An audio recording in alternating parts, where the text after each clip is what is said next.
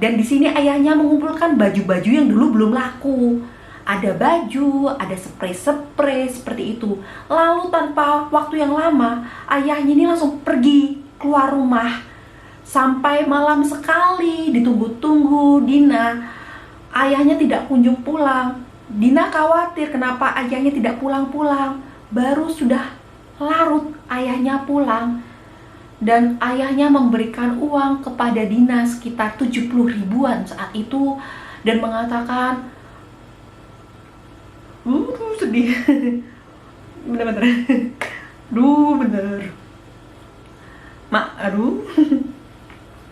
Maaf ya nak, cuma ada uang segini, 70 ribuan diserahkan kepada Dina. Karena yang laku cuma spray. Jadi maaf sekali, ayah cuma bisa ngasih uang segini untuk bekal kamu besok pergi ke Malang. Hai Bes, Assalamualaikum warahmatullahi wabarakatuh. Aku Nusi, selamat datang di Nusi Kreasi. Kembali lagi hari ini dalam segmen Ika. Ini kisahku part 3. Lagi-lagi kiriman kisah nyata dari temanku. Sebelumnya terima kasih ya buat Dina yang ada di Bali, buat kiriman kisahnya yang sangat inspiratif. Jadi temanku Dina ini hidupnya sebelumnya dalam kehidupan yang sangat berkecukupan. Tetapi waktu Dina ini kelas 6 SD, semuanya berubah. Tiba-tiba ibunya mendadak buta, tidak bisa melihat.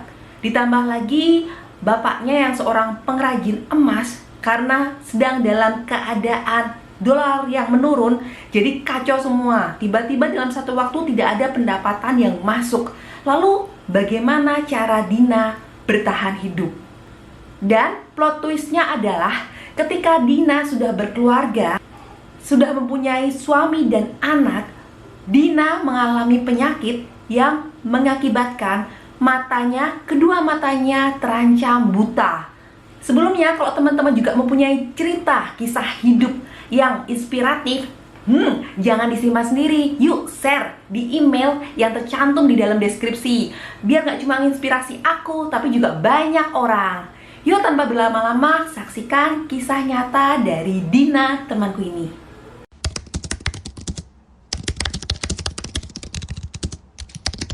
Dina adalah anak pertama, anak sulung dari 2 bersaudara. Tinggal dengan orang tua yang sangat hangat, bapak ibunya sangat harmonis. Tapi ya namanya rumah tangga, pasti ada saja konflik. Entah konfliknya nanti datangnya dari pihak pasangan, entah suami atau istri, dari keluarga besar, bahkan dari tetangga, dan lain-lain.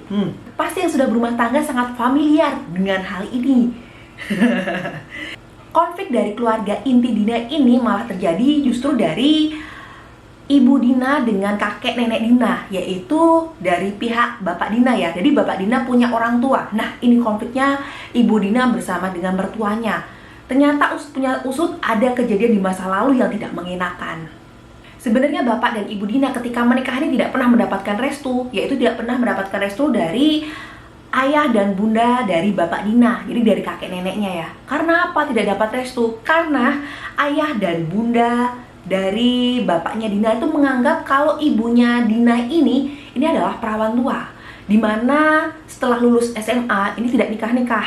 Nah kalau zaman dulu kan kalau lulus SMA tidak nikah-nikah kan dianggapnya udah tua, nggak nikah-nikah. Dan ditambah lagi sekarang ini masih sangat lazim ya, kalau ada di desa-desa ini ada wanita yang sudah lulus SMA tapi tidak nikah-nikah dan dianggapnya perawan tua. Ditambah lagi ayah dan bunda dari bapaknya Dina ini merupakan orang kaya versi desa, dimana mempunyai banyak sawah. Sedangkan ayah dan bunda dari ibunya Dina ini tergolongnya sederhana. Akhirnya tetap menikahlah bapak dan ibunya Dina ini. Dan saat itu ibunya Dina menikah di usia 25 tahun. Mendadak pening. Usia 25 tahun ya, kalau sekarang ya normal aja. Tapi kalau zaman dulu ini dianggapnya sudah sangat tua ketika kamu menikah di usia 25 tahun. Setelah ayah dan bundanya Dina ini menikah, seperti yang aku sampaikan tadi, mereka hidup sangat harmonis. Justru yang bisa pintar ya, lebih pintar mencari peluang rezeki ini datang dari bundanya Dina. Dimana bundanya Dina ini pintar dan lihai sekali dalam berbisnis. Jadi bundanya Dina ini mempunyai bisnis ini membuat kue, dan kue yang dibuatnya itu terkenal di sini karena sering mendapatkan orderan untuk hajatan-hajatan. Misalnya sekali hajatan ini bisa datang 5.000 orderan kue, 10.000 orderan kue, bahkan bisa lebih. Nah, apabila sedang tidak ada orderan kue, ibunya Dina biasanya berjualan baju yang nanti bisa ditawar-tawarkan kepada tetangga-tetangga. Lain halnya dari bapaknya Dina. Kalau bapaknya Dina adalah seorang pengrajin emas. Jadi bisa dibayangkan dengan orderan yang banyak ketika datang musim hajatan. Ini kebayang ya, perekonomian dari keluarga Dina ini sangat epic. Saking banyaknya penghasilan yang diterima oleh ayah dan bunda dari Dina ini, akhirnya ayah dan bunda dari Dina ini membangun rumah. Belum sempat jadi, sebenarnya tinggal membangun pintu dan jendelanya saja. Mendadak ketika saat itu Dina kelas 6 SD, dan saat bundanya Dina ini terhitung masih muda ya, usia 38 tahun. Tiba-tiba bundanya Dina ini mendadak saja tidak bisa melihat, langsung dua matanya langsung buta. Ditambah saat itu perekonomian sedang kacau, kondisi dolar sedang menurun, sehingga ayahnya Dina yang seorang pengrajin emas langsung tidak mendapatkan pemasukan, karena pemasukannya tentu saja berdasarkan dari adanya orderan. Sedangkan ketika harga emas sedang turun, ini sangat kacau sekali untuk mereka yang bekerja sebagai perajin emas.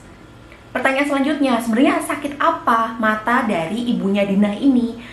Kalau dipikir dinalar pakai akal sehat, ini bukan sakit apa-apa ya, karena bundanya Dina ini dalam kondisi tidak mampu melihat alias buta. Ini bundanya Dina ini bisa mengalami sakit yang sangat amat di kepalanya, bahkan dikatakan kepalanya seperti ada yang maku-maku.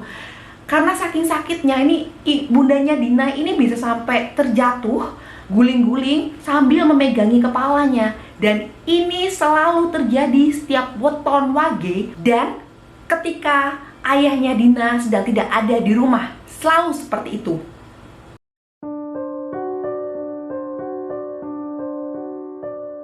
Khawatir dengan kondisi istrinya, ayah dari Dina ini akhirnya membawa bundanya Dina ini berobat ke orang pintar, yaitu seorang kiai yang tersohor di desa tersebut. Dan kiai ini mengajukan untuk bundanya dari Dina ini diterapi, tetapi dengan syarat tidak ada di rumah itu. Jadi bundanya Dina harus keluar dari rumah itu selama terapi. Terserah nanti mau tinggal di mana. Akhirnya bundanya Dina ini memilih untuk tinggal di rumah Simbah Uti, yaitu ibunya dari bundanya Dina ya, yang alias adalah nenek dari Dina. Selama proses terapi itu, jadi ayahnya dari Dina ini akan ke rumahnya neneknya Dina ini setiap wage dengan membawa air doa, air minum yang sekaligus juga dioles di matanya bundanya Dina. Ini setiap wage, di mana rumah dari neneknya Dina ini berjarak 3-5 km dari rumah Dina tinggal saat itu. Kebayang 3-5 km ini setiap wage ayahnya Dina harus bolak-balik mengantarkan air doa untuk diminum oleh ibunya Dina, dimana saat itu sudah tidak mempunyai pekerjaan ayahnya Dina karena tidak ada orderan pesanan dari kerajinan emas yang selama ini digeluti. Pasti keluar biaya-biaya yang banyak ya, seperti biaya bensin atau uang transport. Lalu uangnya dari mana? Jadi ayahnya Dina ini baru ada pemasukan ketika ada tetangga-tetangga yang menyuruh untuk mengerjakan sesuatu hal. Jadi kerja serabutan ya. Misalnya saja, Pak, tolong nih Pak, sawahnya Pak. Pak, tolong nih Pak, rumah saya ada yang perlu dibenahi Pak. Pak, ini Pak, Pak, ini Pak. Nah, seperti itu. Kalau tidak ada pekerjaan yang diorderkan dari tetangga-tetangga, tidak ada pemasukan sama sekali. Bayangkan saja pemasukan yang tidak tentu, tapi ayah Dina harus tetap menghidupi kedua anaknya, belum lagi uang transport untuk bolak-balik ke rumah neneknya Dina untuk mengantarkan air doa itu. Karena dirasa tidak cukup, nih ayahnya Dina nih sering banget loh. Ini akhirnya menggadaikan jaket-jaket yang dimilikinya. Ini digadaikan ke pedagang-pedagang bensin yang dikenal oleh ayahnya Dina. Jadi akan datang dan langsung, "Pak, saya ini ya Pak ya, saya nitip jaket. Saya minta tolong dipinjamkan uang dulu, nanti akan saya kembalikan, saya gadaikan dulu jaket ini." Dah, sering seperti itu. Seringkali juga akhirnya Dina ini diajak oleh ayahnya ini mengunjungi bundanya di tempatnya Simbah Uti atau nenek. Ketika datang kan seringkali ya seorang nenek itu memberi uang sangu, uang jajan kepada cucunya yaitu Dina. Nah, di situ ayahnya ini akan meminjam uang itu.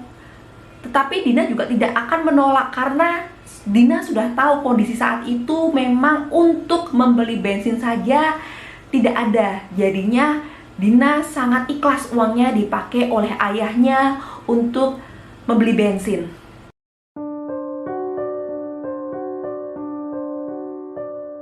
Singkat cerita, akhirnya Dina ini masuk ke SMP.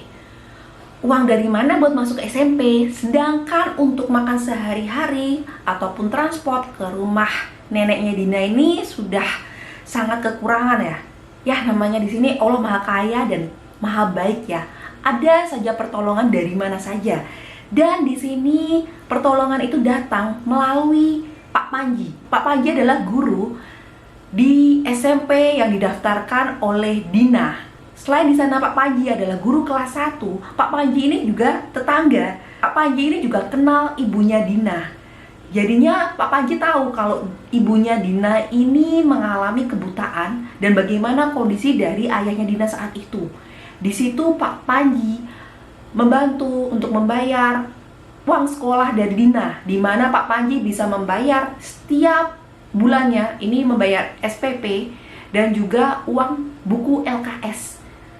Pak Panji selain sebagai seorang guru, Pak Panji juga memiliki sanggar seni kesenian Jawa. Jadi di sanggar seninya ini bisa mempelajari karawitan, misalnya saja alat musik gamelan. Selain itu juga bisa untuk mengajari menyanyi Jawa dan banyak hal lainnya yang dia ajarkan di sanggar seni yang dimiliki oleh Pak Panji ini. Oh ya, tadi lupa dijelaskan di awal, jadi Dina ini asli dari Jawa Timur, orang tuanya Jawa Timur ya. Cuma nanti waktu sudah nikah tinggal di Bali seperti itu. Nah, jadi ketika Pak Panji ini membayarkan uang sekolah Dina, baik dari uang SPP maupun LKS. Selain itu, Dina juga dimasukkan free ya ke sanggar seninya. Dan Pak Panji waktu itu melihat kalau Dina ini memang mempunyai passion, ada bakat di bidang seni. Yang pertama kali Pak Panji ajarkan ke Dina adalah karawitan, yaitu sebagai penabuh gamelan. Selain itu juga diajarkan menari. Sampai akhirnya waktu kelas 1 SMP ini, Dina adalah salah satu dari muridnya yang diikutkan dalam event di Jawa Timur sebagai penari tamu kehormatan. Dan tentu saja di situ Dina mendapatkan uang. Dan uang ini yang akhirnya Dina bisa gunakan untuk sebagai uang saku adiknya sekolah. Yang namanya anak sekolah ya, kan biasa dibawakan bekal sama orang tuanya. Misalnya bekal makanan atau bekal uang saku. Dina dan adiknya ini tidak pernah bawa karena memang ayahnya tidak mempunyai uang. Jadi seringkali mereka memang sekolah ya bawa badan aja. Kalau adiknya saat itu SD, SD-nya dekat sama rumah, tinggal jalan gampang ya. Sedangkan Dina ini SMP-nya ini terhitung jauh karena jarak SMP yang ada saat itu memang lumayan jauh-jauh dari rumah Dina.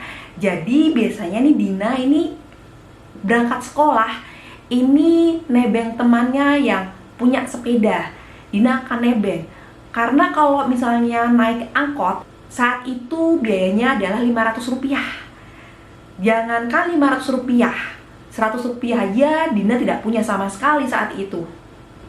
Pernah nih, teman yang biasanya ditebengin Dina ini nggak masuk sekolah. Tetapi Dina yang mempunyai tekad kuat untuk terus bersekolah, untuk terus belajar. Ini nekat, naik angkot, padahal nggak punya uang sama sekali di kantongnya. Apa yang terjadi? Waktu naik angkot, ini biasanya ada kakak kelas ya, yang juga naik angkot itu. Dina dengan pedenya langsung mendekati kakak kelas itu. Kak, pinjam uangnya dulu dong kak, buat bayar angkot. Besok saya balikin. Saya nggak bawa uang sama sekali nih.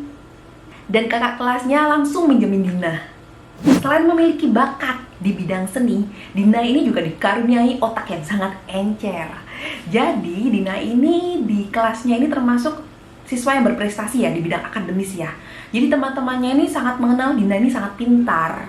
Dan suatu saat ketika ujian nasional SMP, otomatis ketika Dina dan teman-temannya duduk di bangku kelas 3 SMP, teman-temannya banyak yang nyeletuk, "Din, contekin aku ya. Din, contekin aku ya. Din, nanti kalau kamu contekin aku, tak kasih 5.000 deh. Din, nanti kalau kamu contekin aku, tak kasih 10.000 deh." Dan Dina merasa itu adalah kesempatan untuk dia bisa mendapatkan uang yang banyak. Sampai akhirnya hari H ujian nasional, Dina merangkum jawaban-jawabannya. Misalnya saja 1B, 2C, 3D. Lalu diberikan kepada teman-temannya yang menjanjikan kepada Dina sejumlah uang apabila Dina memang mau mencontekkan. Sampai akhirnya terkumpullah 70.000 atau 80.000. Dina agak lupa nominal pastinya saat itu. Berhasil terkumpul.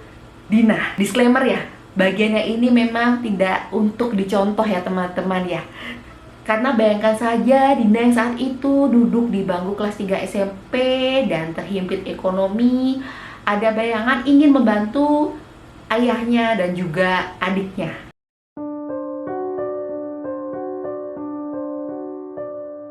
Dan masuklah Dina ke salah satu SMA favorit yang ada di Jawa Timur. Jadi kalau masuk SMA, untuk siswa-siswa yang diterima, ini kan ada urutan ya. Dari siswa yang nilainya paling tinggi ke siswa yang nilainya paling rendah. Dan situ diterima, ini ada 120 anak diterima di kelas 1 SMA. Dimana Dina waktu itu urutan ke-20-an. Jadi kan memang Dina ini otaknya encer ya, pinter ya Dina ini ya. Tetapi tidak berhenti di situ. Walaupun sudah diterima, Dina harus membayar ini biaya pendaftaran sebanyak 1 juta rupiah. Dimana ada paling lambat ya, itu beberapa bulan setelah anak-anak masuk menjadi murid baru di sekolah itu. Sampai Dina akhirnya cerita ke bundanya. Jadi bundanya Dina ini memang kondisinya tetap tidak bisa melihat ya. Sampai sekarang, sampai 2025 ini dalam kondisi memang buta, tidak bisa melihat. Dan aku jelasin aja di awal ya, untuk di sini bundanya Dina ini tinggal bersama neneknya Dina. Ini dari yang mengalami kebutaan pertama kali saat Dina kelas 6 SD ini sampai dengan 3 SMA. Ya udah diinget dulu di situ ya, nanti ada kelanjutannya ceritanya. Ketika bundanya mendengarkan cerita dari Dina, respon dari bundanya ini, "Alhamdulillah, kamu bisa keterima di SMA itu SMA favorit. Dah, bismillah, pasti ada rezekinya. Pasti nanti kamu bisa bayar sekolah." Entah waktu itu Dina tuh seperti mendapatkan kekuatan, karena Dina ini merupakan anak yang sangat penurut ya, terutama ke ibunya. Bagi Dina, semua yang dikatakan ibunya ini merupakan doa untuk Dina. Dina seperti mendapatkan kekuatan kalau memang sebentar lagi pasti ada rezeki yang dikirimkan oleh Allah untuk Dina bisa membayarkan sekolahnya sebesar 1 juta rupiah itu. Sampai akhirnya Dina ini memberanikan diri untuk menemui kepala sekolah langsung. Untuk apa? Untuk membuat permohonan untuk bisa pembayaran sekolahnya ini yang sebesar 1 juta rupiah ini dicicil. Lalu kepala sekolahnya ini menanyakan, "Dek Dina, kamu dari SMP mana?" "Oh, saya dari SMP ini Pak." Dari pihak kepala sekolah tidak lantas langsung mengiyakan ya permintaan Dina untuk bisa mencicil biaya sekolah. Setelah Dina menemui kepala sekolah itu, kepala sekolahnya langsung menelpon ke SMP-nya Dina. Dan terhubunglah kepala sekolah itu ke gurunya Dina. Karena Dina di masa SMP ini banyak prestasinya, prestasi di bidang seni dan juga prestasi di bidang akademis, pelajaran-pelajaran. Dina mendapatkan rekomendasi yang baik dari guru di SMP-nya. Lalu kepala sekolahnya otomatis menyetujui untuk Dina bisa membayar sekolahnya dengan cara dicicil. Setelah resmi menjadi siswa SMA dan sudah 1 bulan masuk pelajaran SMA, ini ada info lomba nih, ada lomba menyanyi Jawa ini di Surabaya. Jadi si Dina ini mendapatkan infonya dari Pak Panji. Tentu saja ketika ke Surabaya ini kan pasti ada biaya ya yang harus dibayar oleh Dina, biaya transportnya buat ke Surabaya, belum lagi biaya pendaftaran untuk mengikuti lomba nyanyi itu. Padahal lombanya ini tinggal 5 hari lagi. Uang dari mana? Uang sekolah aja nggak kebayar. Akhirnya lagi-lagi nih Dina ketemu sama bundanya, lalu menceritakan hal itu kepada bundanya. Dan bundanya mengatakan, bismillah, pasti ada modalnya nanti buat kamu bisa berangkat ke Surabaya, bisa ikut lomba nyanyi sinden di Surabaya. Dan gak perlu waktu lama, doa dari bundanya Dina ini pun diijabah sama Allah Subhanahu wa Ta'ala. Dimana lagi-lagi Pak Panji ini membantu Dina. Bahkan Pak Panji mengantarkan Dina sampai ke Surabaya ikut lomba bersama dengan kepala sekolah saat Dina SMP. Ini ikut mengantarkan Dina, menemani Dina, Pak Panji dan kepala sekolah saat SMP-nya mengantarkan Dina dan menemani Dina sampai Surabaya.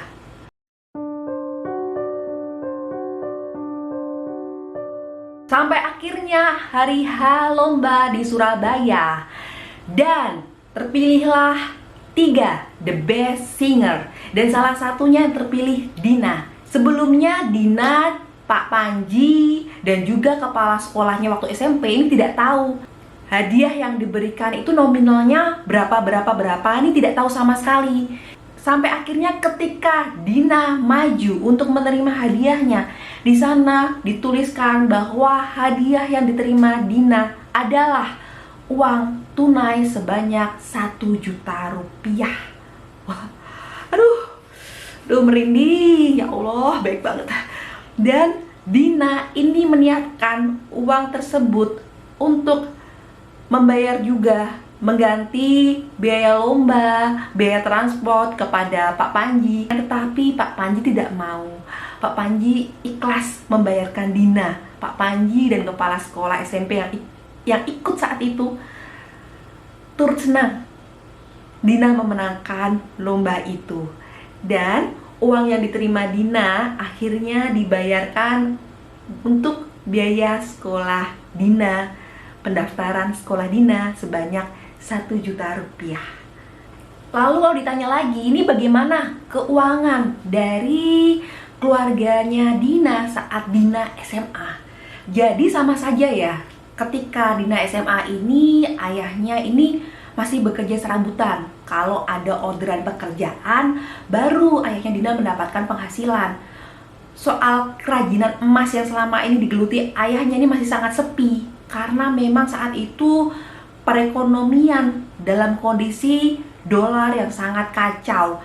Jadi hampir tidak ada orderan dari kerajinan emas yang masuk kepada ayahnya. Dan tadi aku jelasin juga di awal, kalau rumahnya Dina yang ditempatin ini, yang dibangun oleh bundanya Dina ini kan belum jadi seutuhnya ya.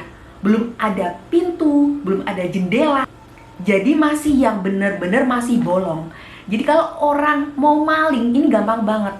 Jadi cuma ditutup sama tirai dan juga triplek seadanya setiap harinya.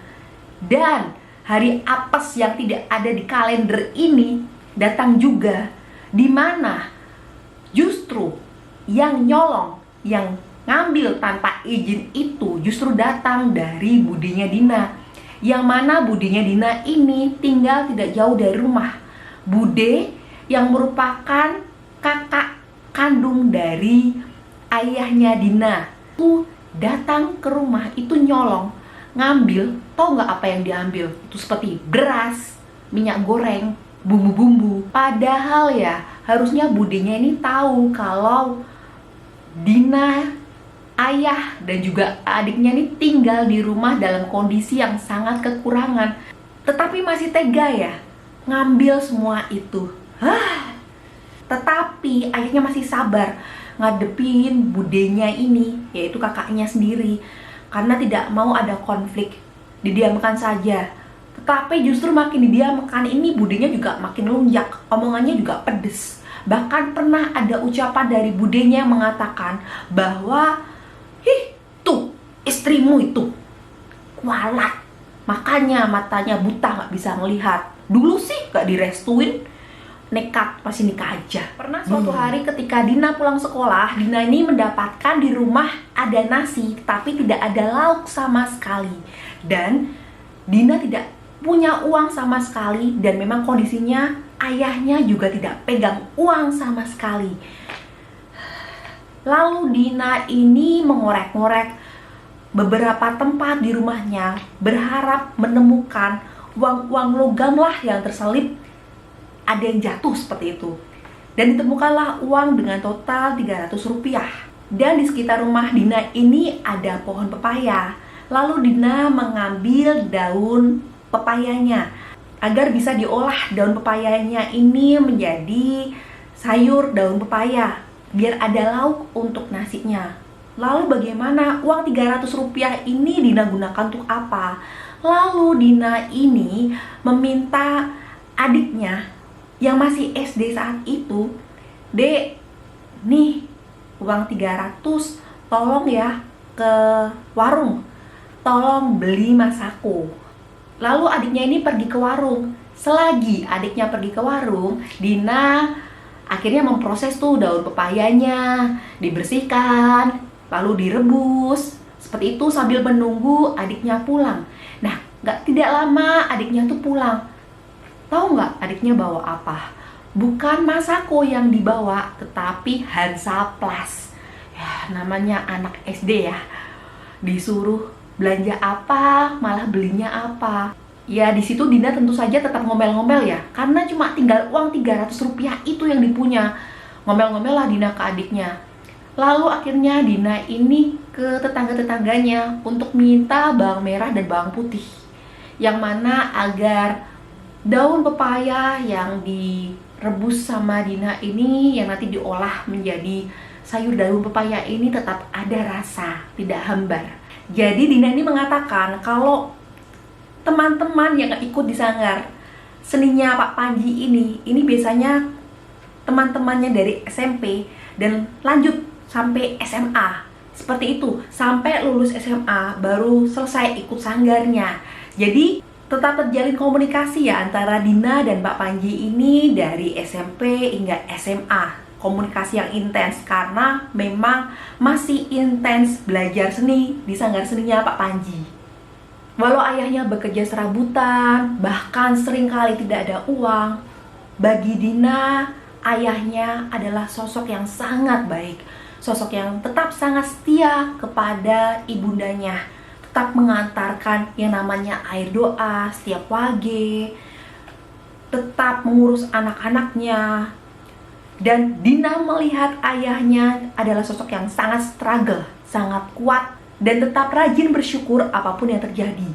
Sampai di satu titik Dina benar-benar rapuh sekali hatinya ketika Dina tidur.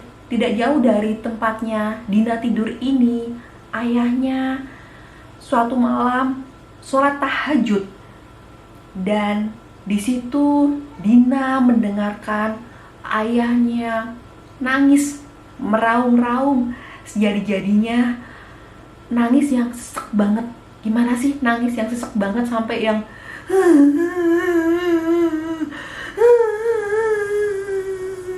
seperti itu.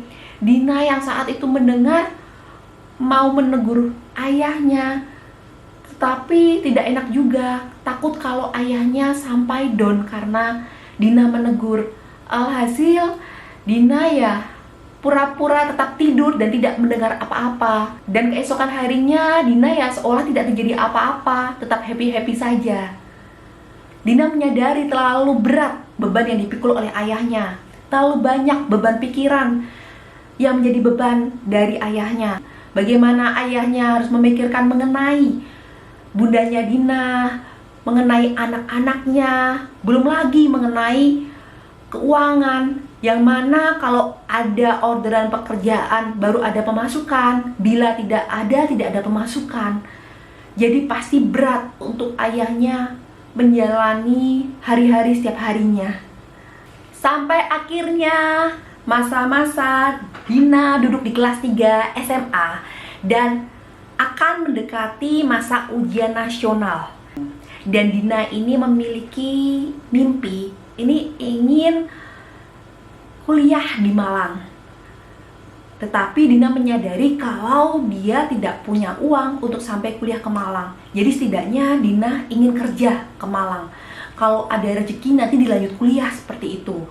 Dan lagi-lagi karena Dina terkenal mempunyai otak yang encer, lagi-lagi teman-temannya yang mengetahui rencana Dina, "Wah, kamu mau ke Malang? Besok aku contekin dong di ujian nasional.